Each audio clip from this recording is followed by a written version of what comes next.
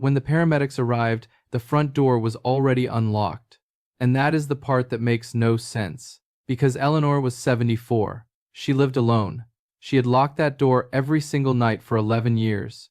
And right now, as those paramedics are walking in, she is lying on her bathroom floor, where she has been for almost 30 minutes. She can't stand. She can't crawl. She cannot get to that door. So who unlocked it? Hold on to that question. Because the answer is the reason Eleanor is alive today, and it has everything to do with 5 small things sitting on her nightstand. By the end of this, you'll know what they are. And number 5 is the one almost nobody has. It costs about $7, and it's the one the paramedic picked up off the floor and said, This is what saved you. If you live alone, and you're past 70, I need you to stay with me for the next 10 minutes. Not because anything's wrong with you, but because the safety net you don't even think about disappeared the day you started sleeping in that house by yourself. I'm going to give you the 5 things every senior living alone should have within reach of their bed tonight. They're cheap. You probably own most of them. You've just put them in the wrong place. And I'll show you the one mistake that turns every one of these into useless decoration. The mistake that almost cost Eleanor everything, in spite of the fact that she'd done everything right. Now, one honest thing first, because you deserve honesty. I'm not your doctor. Nothing here replaces your doctor's advice, it sits beside it. This video is about one thing only, making sure that if a bad night ever comes, you are not helpless. Good? Then, let's protect you. Before I start, do something with me. Don't pause the video, just picture it. Your bedroom. The bed you'll sleep in tonight. And the little table beside it. What's actually on it right now? Reading glasses, maybe a glass of water. The TV remote, your phone. Or is your phone in there charging on the dresser, across the room? I want you to hold that picture in your head, because by the end of these 10 minutes, you are going to look at that table completely differently. And I think, quietly, tonight, before bed, you're going to get up and change it. Number 1 is the thing you're almost certainly using wrong this very minute. The first thing is a phone, or better, a medical alert button. And I already know what you're thinking. I have a phone. Next. So let me ask you the only question that matters.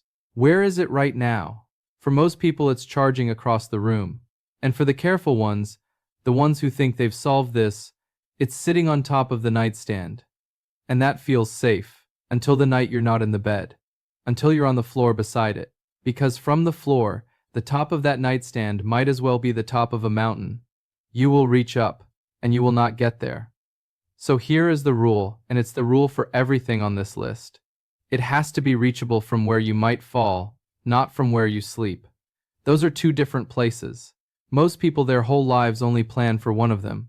Tonight, do one of 2 things. Run a long charging cable so your phone rests on the floor by the bed, not above it.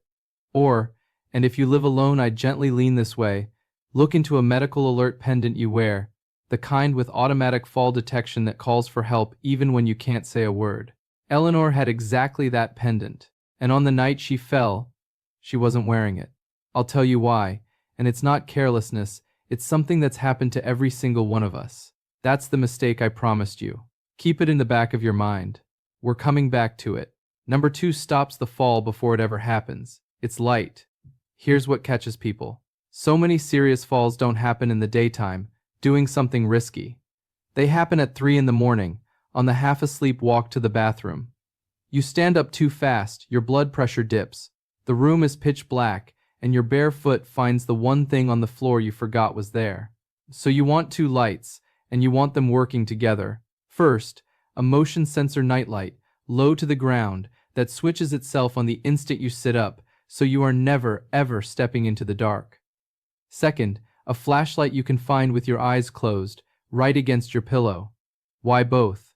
Because the night the power goes out is the exact night you'll need it most, and the exact night the nightlight is dead. The flashlight is your backup to your backup. People who live alone don't get to count on someone else flipping a breaker. This next one is the one almost everyone forgets, and it's quietly one of the most dangerous things to be without. Let me stop for 10 seconds and say the real thing. I don't actually lie awake worrying about Eleanor. Her story already ended well. I worry about you, the person watching this alone who recognized their own nightstand a minute ago. So if this is landing, when it's over, send it to one other person who lives by themselves, a sister, a neighbor, a friend from church. You might be the reason their bad night ends the way Eleanor's did. All right. Number 3, water and the medicine you may have in the completely wrong room. The third thing is a glass of water and any medication your doctor has told you to keep within reach. The water sounds too simple to matter. It isn't. A surprising number of nighttime emergencies either start with or are made worse by plain dehydration. Your mouth goes dry, it wakes you, you stand up too quick, the head swims, and now you're one stumble from a fall you never needed to have. A glass of water by the bed quietly breaks that chain before it starts. Now the medicine, and I'm going to be very careful here, on purpose, because this part is not mine to decide. I am not telling you what to take. But many of you have been prescribed something you might need fast, and fast is worthless if it's in a kitchen cabinet down the hall. So, here's your move. At your very next appointment, ask your doctor one sentence. Is there anything you'd want me to be able to reach in seconds, in the middle of the night? If they say yes, that, and only that, goes in a small labeled case by your bed. Their call. Not mine, not the internet's. Number 4 isn't a gadget at all. It's a single piece of paper, and for someone who lives alone, it may be the most important thing in this entire video. The fourth thing is one sheet of paper. I call it your grab sheet, and here is the cold reason it matters more for you than for anyone living with family. When help finally reaches you, you may not be able to talk. You might be too confused, in too much pain, or out cold. And now a stranger is standing in your bedroom, trying to save your life, knowing nothing about you. Not your name, not what you take, not what would kill you if they gave it to you. Your grab sheet says all of it, in big clear print. Your name, your birth date, your conditions, every medicine and dose, your allergies, underlined, your doctor's name and number, and one emergency contact, and then 2 lines that exist only because you live alone. 1, where the spare key is, so nobody breaks down your door, and 2, in large letters at the very top, I live alone, because that one line tells a paramedic to look around for a pet that now has no one, and tells them that no husband, no daughter, no roommate is going to walk in and fill in the blanks. You are the whole story, so write it down. Tape one copy inside a kitchen cupboard. Keep one on your nightstand. The medics are trained to look. Give them something to find. And now, number 5. The one I almost left out of this video completely. I almost cut it, because it's so simple it sounds silly. A child could have thought of it. It costs about $7, but it's the thing the paramedic lifted off Eleanor's floor. It's the answer to the unlocked door. And it's the only reason I'm telling you a story tonight that ends in her kitchen, instead of one that doesn't end well at all.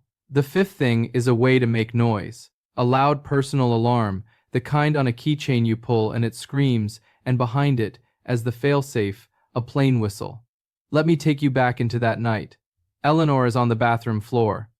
Her phone is 3 rooms away. On the dresser. Charging. Exactly where I asked you not to keep yours. And her medical alert pendant? She'd taken it off before her shower the evening before and set it by the sink. The one night in months she forgot to put it back on. That's the mistake. Not laziness. Not foolishness. She just forgot, the way you and I forget something every single day. The whole expensive safety system, undone by a habit.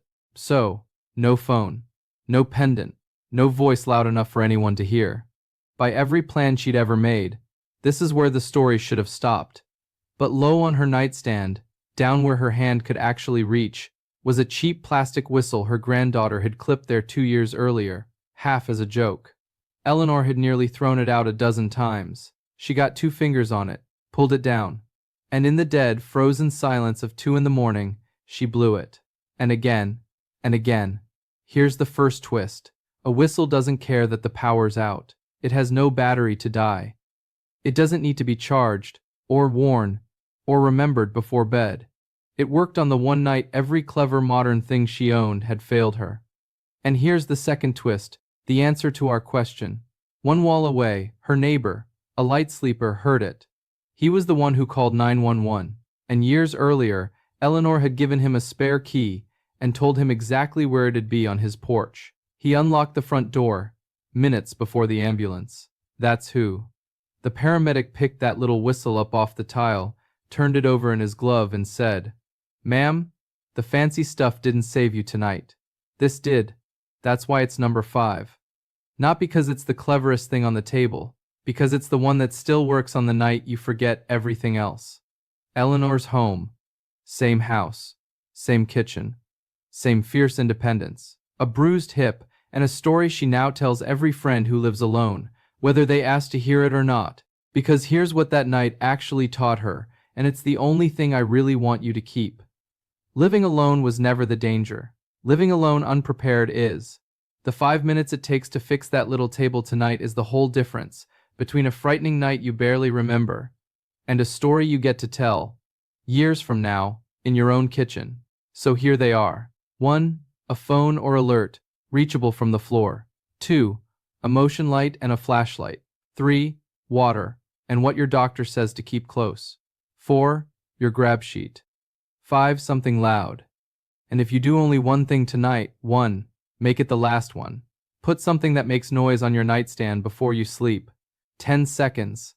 You already know exactly why. If this helped, or made you think of someone, subscribe, and we'll keep looking after your health together, one step at a time. Then send it to one person who lives alone. You might be handing them their whistle. But before you go, one last thing I held back. Eleanor didn't fall in her bedroom that night. She fell in the one room of your home that is more dangerous, after 70, than any other. And it is not the bathroom. That's the next video. I'll be waiting for you there. Don't put it off.